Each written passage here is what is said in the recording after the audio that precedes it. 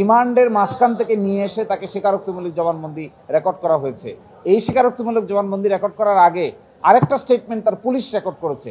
যে স্টেটমেন্টটা police record করেছে একই স্টেটমেন্ট আবার ম্যাজিস্ট্রেটের সামনে স্বীকারোক্তিমূলক জবানবন্দি হিসেবে নিয়েছেন।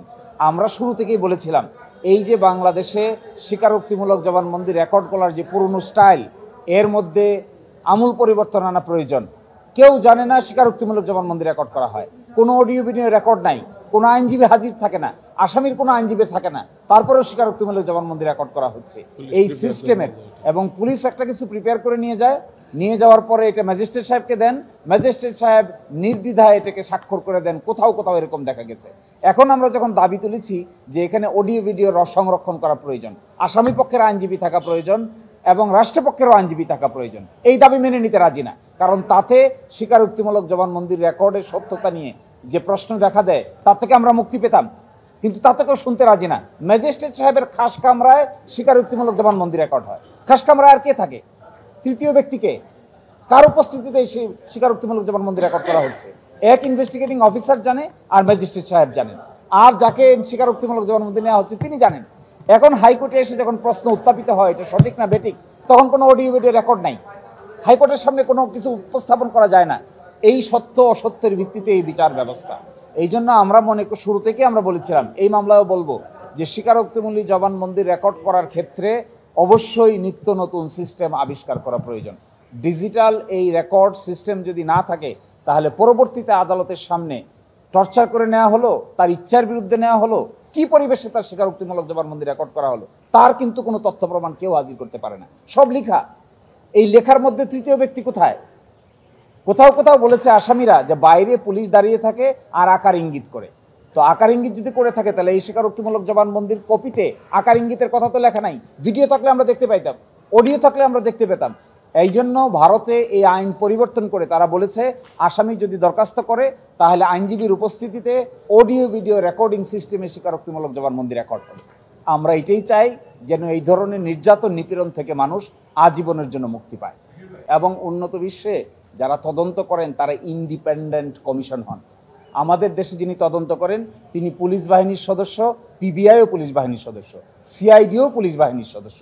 তাহলে তারা আমাদের দেশের এই ইনফ্লুয়েন্সের এই জায়গায় প্রভাবিত হওয়ার এই কালচারের মধ্যে কেউ চায় না যে নিয়ন্ত্রণের বাইরে গিয়ে তদন্ত করুক।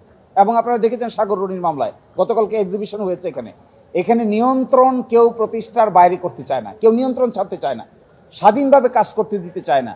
যদি স্বাধীনভাবে কাজ করতে পারতেন অ্যাটর্নি জেনারেলের ইন্ডিপেন্ডেন্ট সার্ভিস এবং ইন্ডিপেন্ডেন্ট তদন্ত কমিশন, তাহলে দেখতেন ক্রিয়েটিভিটি এবং ইনোভেটিভ আইডিয়া তদন্তের ক্ষেত্রে আসতো। কিন্তু ঊর্ধ্বতন কর্তৃপক্ষের চাপের কারণে বহু জায়গায় তদন্ত সঠিকভাবে করা হয়ে ওঠে না। এই জন্যই তো এখন সংস্কারের এই জমানায় সবচাইতে উত্তম কাজ হওয়া উচিত এই বিচার বিভাগকে আলাদা করে দেওয়া সম্পূর্ণভাবে নিয়ন্ত্রণ থেকে, আইন মন্ত্রণালয়ের নিয়ন্ত্রণ থেকে। সেকেন্ড, ইন্ডিপেন্ডেন্ট একটা প্রসিকিউশন সার্ভিস ডেভেলপ করা প্রয়োজন।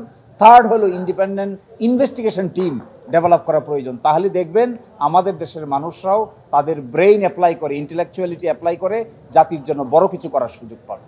এবং প্লাস্টিক সার্জারি ইউনিটে অপারেশন করে 17 দিন ধরে তিনি মেডিকেল কলেজে ভর্তি থাকেন এবং সেই পায়ের এই অবস্থায় আজও তার ডান অংশ অবশ হয়ে আছে।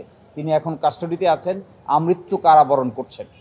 এবং এই প্রেক্ষাপটে তখনকার দিনে ডেইলি স্টার পত্রিকা, সমকাল পত্রিকা সহ সকল জাতীয় পত্রিকায় মানবাধিকার কমিশনের তখনকার দিনের চেয়ারম্যান ডক্টর মিজানুর রহমান তাকে দেখতে যান এবং তিনি বলেন যে 10 লক্ষ টাকা ঘুষের বিনিময়ে তাকে এইভাবে ইনহিউম্যানলি টর্চার করা হয়। এই সব কিছুই নথিতে ছিল।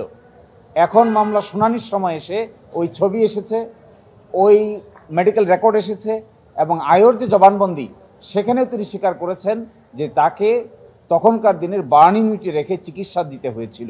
একজন আসামিকে মেরে তার পায়ে পচন ধরিয়ে দেওয়া হয় এবং তারপরে তার কনফেশনাল স্টেটমেন্ট রেকর্ড করা হয়, স্বীকারোক্তিমূলক জবানবন্দি।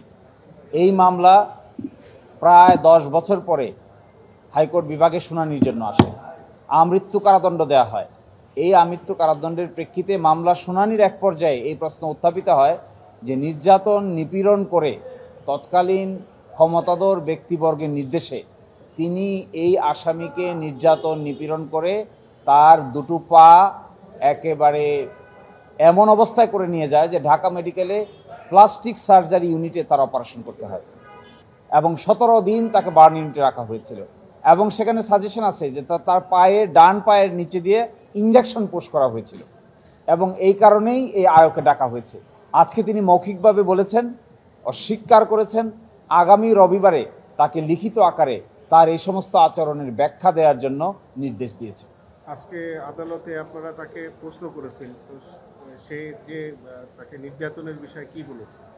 তিনি যে ফ্ল্যাটলি ডিনাই করেন তিনি করেননি, কিন্তু তার যে জেরায় তিনি স্বীকার করেছেন, তার জেরায় তিনি স্বীকার করেছেন যে তাকে হাসপাতালে নিতে হয়েছে, তার জেরায় তিনি স্বীকার করেছেন তাকে বার্ন ইউনিটে চিকিৎসা করতে হয়েছে, তার জেরায় তিনি স্বীকার করেছেন যে 17 দিন ব্যাপী চিকিৎসার পরেও পরিপূর্ণ সুস্থ হয়ে ওঠেনি।